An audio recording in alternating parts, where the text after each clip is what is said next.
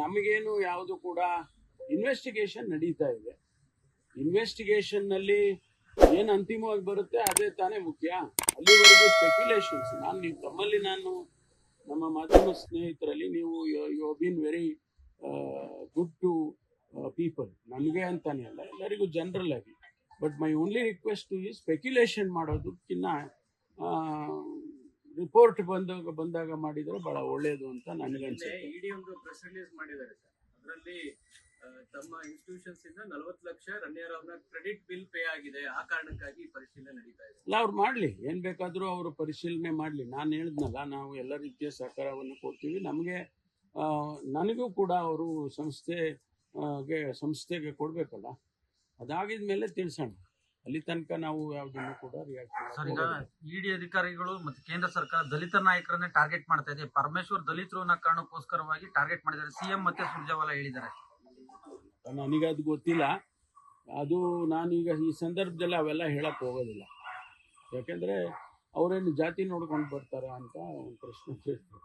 ಅದೆಲ್ಲ ಏನು ನಾನು ಅದನ್ನ ಹೇಳಕ್ ಹೋಗೋದಿಲ್ಲ. ಅವ್ರು ಹೇಳಿದ್ರೆ ಅದು ಅವ್ರು ಯಾವ ಅರ್ಥದಲ್ಲಿ ಹೇಳಿದಾರೋ ಗೊತ್ತಿಲ್ಲ ನನಗೆ. ಸರ್, ಯಾಕೆಂದ್ರೆ ಮುಂದಿನ ಮುಖ್ಯಮಂತ್ರಿ ಅಲ್ಲಲ್ಲ, ನಾನೀಗ ಏನು ಹೇಳಕ್ ಹೋಗೋದಿಲ್ಲ. I will not be able to say anything. ಮುಂದಿನ ಮುಖ್ಯಮಂತ್ರಿ ಲಿಸ್ಟ್ ಅಲ್ಲಿ ತಮ್ಮ ಹೆಸರು ಕೂಡ ಇತ್ತು. ಇದೊಂದು ರೀತಿ ರಾಜಕೀಯ ಪ್ರೇರಿತ ಅನ್ಸಲ್ವಾ ಸರ್ ತಮಗೆ? ನಾನೇನು ಹೇಳಕ್ ಹೋಗೋದಿಲ್ಲ ಈಗ. ಬಿಜೆಪಿ ಆರೋಪ ಮಾಡಿದ್ದಾರೆ ಸರ್, ನೇರವ್ ಗೋಲ್ಡ್ಗೆ ಸಂಬಂಧಪಟ್ಟಂತೆ ಪರಮೇಶ್ವರ್ ಅವರ ಪಾತ್ರ ಇದೆ ಅಂತ ಆರೋಪ ಮಾಡ್ತಾ ಇದ್ದಾರೆ. ಆರೋಪ ಮಾಡ್ತಾ ಇದ್ದಾರೆ ಅಷ್ಟೇ ತಾನೇ. ತಮ್ಗೇನು ಸಂಪರ್ಕ ಮಾಡಿದ್ರು ಸರ್? ಇಡಿ ಅವರೇನು ಬರ್ಲಿಕ್ಕೆ ಹೇಳಿದ್ರು? ಆ ಥರದ್ದೇನು ಇಲ್ಲ, ನನಗೇನು ಹೇಳಿಲ್ಲ. ಸಂಸ್ಥೆಯಲ್ಲೇ ಎಲ್ಲವನ್ನು ವೆರಿಫೈ ಮಾಡ್ಕೊಂಡು ಮಾಡ್ತಾ ಇದ್ದಾರೆ. ಇನ್ನೂ ಇದ್ದಾರೆ ಅಲ್ಲೇ, ಅವರು ವೆರಿಫೈ ಮಾಡ್ತಿದ್ದಾರೆ. ಹೊಸದಾಗಿ ಕೆಲವೊಂದು ಆಸ್ತಿಗಳ ಖರೀದಿ ಸಂಬಂಧಪಟ್ಟಂತೆ ಕೂಡ ಅಲ್ಲ ರೀ, ನಾವು ಒಂದು ಸಂಸ್ಥೆ ಬೆಳೀತಕ್ಕಂಥ ಸಂಸ್ಥೆ. ಇದೇನು ನಮಗೇನು 68 ವರ್ಷ ಆಗಿದೆ ಸಂಸ್ಥೆ ಪ್ರಾರಂಭ ಮಾಡಿ. ನಾವು ಪ್ರೋಗ್ರೆಸ್ ಆಗಬೇಕಲ್ಲ. ನಾವು ಇಂಜಿನಿಯರಿಂಗ್ ಕಾಲೇಜ್ ಮಾಡಿದೋ, ಮೆಡಿಕಲ್ ಕಾಲೇಜ್ ಮಾಡಿದೋ, 2 ಮೆಡಿಕಲ್ ಕಾಲೇಜ್ ಮಾಡಿದೋ, ಆಮೇಲೆ ಇತ್ತೀಚೆಗೆ ಮತ್ತೊಂದು ಇಂಜಿನಿಯರಿಂಗ್ ಕಾಲೇಜು. ಅದು ಅವರು ಪರಿಚಯದವರೇ, ನಮ್ಮ ಶಾಸಕರಾಗಿದ್ದಂಥವ್ರು ಶಫಿ ಅಹಮದ್ ಸಾಹೇಬರು. ಅವರು ಮುಚ್ಚುವ ಸ್ಥಿತಿಗೆ ಬಂದಿತ್ತು. ಅದನ್ನು ನನ್ನ ಹತ್ರ ಬಂದವ್ರು ಕೇಳಿಕೊಂಡ್ರು, ನಮಗೆ ಮುಚ್ತಾ ಇದ್ದೀವಿ, ದಯವಿಟ್ಟು ನೀವಾದರೂ ತಗೊಳ್ಳಿ, ನಡೆಸಿ. ಆಯ್ತಪ್ಪ, ನಮಗೆ ಸಾಧಕ ಬಾಧಕ ನೋಡ್ಕೊಂಡು ಮಾಡ್ತೀವಿ ಅಂತೇಳಿ ನಾವು ತೊಗೊಂಡ್ವಿ, ಟೇಕನ್ ಓವರ್ ಮಾಡಿದ್ವಿ. And everything is in black and white.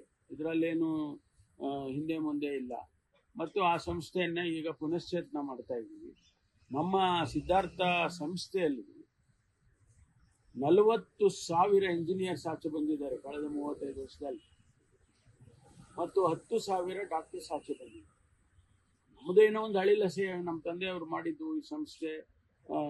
ನಮ್ಮ ಮಲ್ಲಿಕಾರ್ಜುನ್ ಖರ್ಗೆ ಅವರು ಕೂಡ ಅಧ್ಯಕ್ಷರಾಗಿದ್ದರು, ಮಲ್ಲಿಕಾರ್ಜುನ್ ಸ್ವಾಮಿ ಅವರು ಅಧ್ಯಕ್ಷರಾಗಿದ್ದರು. ಹಾಗಾಗಿ ನಮಗೆ ಆ ಸಂಸ್ಥೆಯನ್ನು ಬೆಳಿಬೇಕು ಅಂತಕ್ಕಂಥದ್ದು, ಬೆಳೆಸ್ಬೇಕು ಅಂತ. ಅದೇ ತಪ್ಪು ಅಂದ್ರೆ ಹೇಗಾಗುತ್ತೆ? ಸಾಕಷ್ಟು ವರ್ಷಗಳಿಂದ ನಡೀತಾ ಇದೆ ಸಂಸ್ಥೆ, ಈಗ ಇಡಿ ಅವರು ಅದರಲ್ಲಿ ತಪ್ಪು ಹುಡುಗ ಹೋಗಿದ್ದಾರೆ ಅಂತೇಳಿ ಸುರ್ಜೇವಾಲಾ ಟೀಕೆ ಮಾಡ್ತಾರೆ. ಮಾಡ್ಲಿ, ಮಾಡೋದಕ್ಕೆ ನಾನು ಬೇಡ ಅಂತ ಹೇಳೋದಿಲ್ಲ, ಮಾಡ್ಲಿ. ಗೋಲ್ಡ್ ಕೇಸ್ ಪ್ರಕರಣಕ್ಕೂ ನಿಮ್ಮ ಶಿಕ್ಷಣ ಸಂಬಂಧ ಇಲ್ಲ ಅಂತೀರಾ ಸರ್? ನೋಡಿ, ನಾನು ಏನು ಹೇಳಕ್ ಹೋಗಲ್ಲ, ರಿಪೋರ್ಟ್ ಬರಲಿ ಅಲ್ಲ. ಸಂಬಂಧ ಯಾರು ಹೇಳಿರೋದು? ಹಿಂದಿನವರು ಯಾರೋ ಹೇಳಿದ್ದಾರೆ ಅಂದ ಕ್ಷಣಕ್ಕೆ ನಾನು ಅದಕ್ಕೆ ಉತ್ತರ ಕೊಡಕ್ ಹೋಗಲ್ಲ.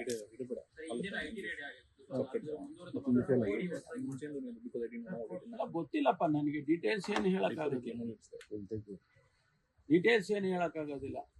ಏನು ಹಾಫ್ ಹ್ಯಾಂಡೆಡ್ ನಾನು ಏನೇನೋ ಹೇಳ್ಬಿಟ್ಟು ಸ್ಪೆಕ್ಯುಲೇಷನ್ಸ್ ಆಗುತ್ತೆ, ಅದೆಲ್ಲ ಹೇಳಕ್ ಬರೋಲ್ಲ. ಒಬ್ಬ ಜವಾಬ್ದಾರಿಯುತ ಮನುಷ್ಯನಾಗಿ ನಾನು ಅವೆಲ್ಲ ಹೇಳಕ್ ಹೋಗಲ್ಲ. ಲೇಟೆಸ್ಟ್ ಹಾಗೂ ಇಂಟ್ರೆಸ್ಟಿಂಗ್ ಸುದ್ದಿಗಳಿಗಾಗಿ ಬಾಸ್ ಟಿವಿ ಕನ್ನಡ ಚಾನೆಲ್ನ ಸಬ್ಸ್ಕ್ರೈಬ್ ಮಾಡಿ. ಹಾಗೆಯೇ ಬೆಲ್ ಐಕಾನ್ ಪ್ರೆಸ್ ಮಾಡಿ. ಇದರ ಜೊತೆಗೆ ಫೇಸ್ಬುಕ್, ಇನ್ಸ್ಟಾಗ್ರಾಮ್, ಎಕ್ಸ್ ನಲ್ಲೂ ಮಿಸ್ ಮಾಡದೆ ಫಾಲೋ ಮಾಡಿ.